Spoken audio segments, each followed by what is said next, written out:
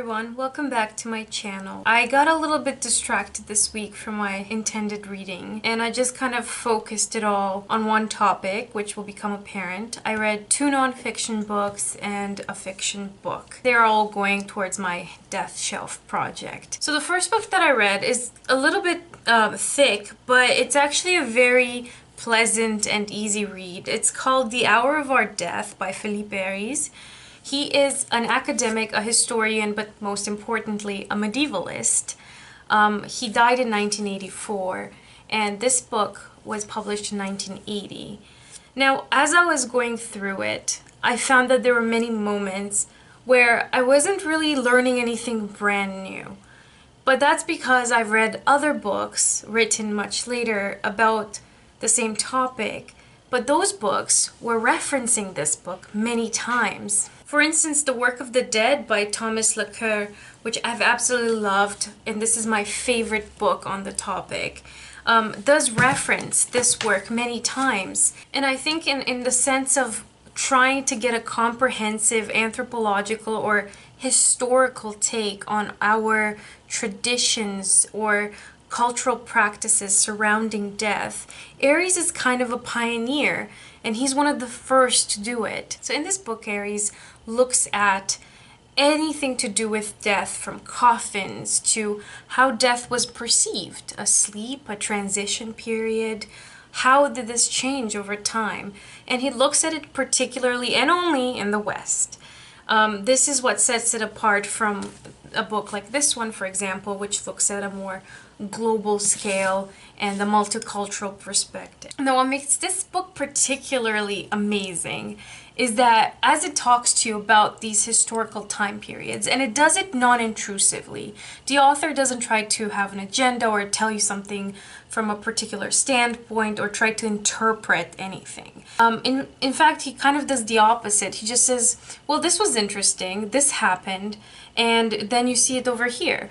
And then the second thing he does that's really cool is he engages with literature. Every single page is imbued with literary references, and I just loved it so much. My favorite chapter was The Age of the Beautiful Death, and there it kind of engages with Victorian literature, specifically the Brontes, and the chapters on Heathcliff and Cathy or Helen Burns and Jane Eyre, and just kind of bringing it all together with all the historical information that he's told you up to that point. Was just beautiful. I really love this work. If you like nonfiction works that kind of both draw on history and look at practices that we do, but also kind of engage with literature, you might really enjoy this one. The second book that I read, it's a little bit different. I'm not sure what to make of this. Mainly because, okay, well, first let me just tell you what it is. So it's Erotism, Death and Sensuality by Georges Bataille.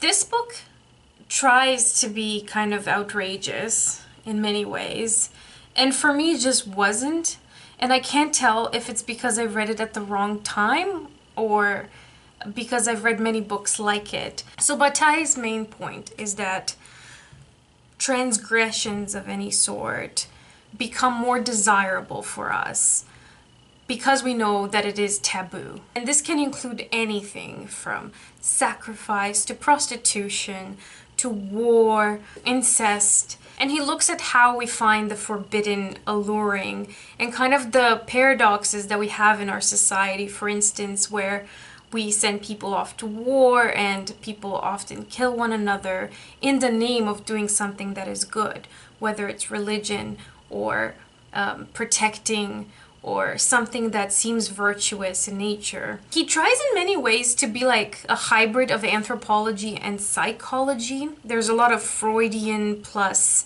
oh, isn't this interesting that the cavemen did this? And then the middle chunk is kind of him doing close readings of the Marquis de Sade. His main thesis really is that you have sex over here and death over here. These two kind of entwine your whole life, and every single act that we do towards this transgression is kind of us racing towards this inevitable death. And this little death is kind of, you know, losing oneself temporarily. And he's trying to explore this gray area of what brings us from A to B and all of the historical moments where that could have potentially happened. From, you know, whippings to cave paintings. And I found myself many times wondering, did I learn anything? Did he really make me consider something from a new point of view? And my honest answer was no. I don't think I've taken anything out of this book. And just to kind of double check on that, I went to this one, which was published in 2015. Georges Bataille isn't even mentioned in this book. Not even once. I looked at The Hour of Our Death, and he gives Georges Bataille a single line, okay? He says, you know, the distance between death and life was not traditionally perceived as a radical metamorphosis, nor was it a violent transgression that Georges Bataille compared to that other transaction, the sexual act. So I found that even academics in his own circle or field chose not to include him. Another thing for me was that I was slightly disappointed because I was looking at this book for something to do with death, like head on, and he sort of dances around the topic. He goes at all the things connected to death before actually being death, which I understand it's mainly his thesis, but it's not something I wanted to read. That's not the point of this project. Where he was referenced a few times was in The Second Sex by Simone de Beauvoir. I'm going to tell you right now, many chapters in The Second Sex are 10 times more gory and shocking than in this book. So, something else to consider if you want complimentary reading. And the last book that I read is a novel, and this was kind of a half reread for me. I read the first half of it last year on Kindle, and I didn't want to buy the hardcover copy because I didn't like it. I didn't like the way it looked. But the softcover just came out, and it looks beautiful. So this is Unbury Carol by Josh Malerman. He is the same author who wrote Bird Box. This book is a Sleeping Beauty retelling told in like Western style, and it's a thriller slash horror. I wouldn't call it horror per se, it's more thriller. So this book follows this woman named Carol, and she has a special condition where she kind of dies often, but she falls into this deep coma where you can't tell that she's not actually dead. And the only people who know about this are this ex-lover of hers, James Moxey, who is now an outlaw in the West, and her current husband, Dwight.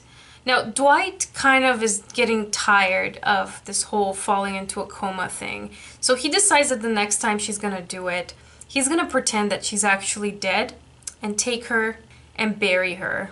Somehow, this news reaches James Moxey, and he knows about this condition. He's the only other person who knows. And he sort of thinks that it could potentially be one of those fake deaths. So he rushes to her. He has 2 days to get to her before the official funeral. Now, the creepiest part is that we get to hear the story sort of from her perspective. She is conscious, even though she's in this coma. She can hear what people are saying about her. She's awake and alert at the morgue, and she can hear all of these thoughts and conversations, and she's realizing what her husband's doing. And you get this kind of sense of urgency, like, I hope he gets to her on time. And she describes it as falling. The sort of awareness of being buried alive and being in the morgue while being a sort of conscious corpse is just phenomenal writing. I really enjoyed his storytelling technique, and I did not think that a Western plus a fairy tale retelling would work so well in thriller format.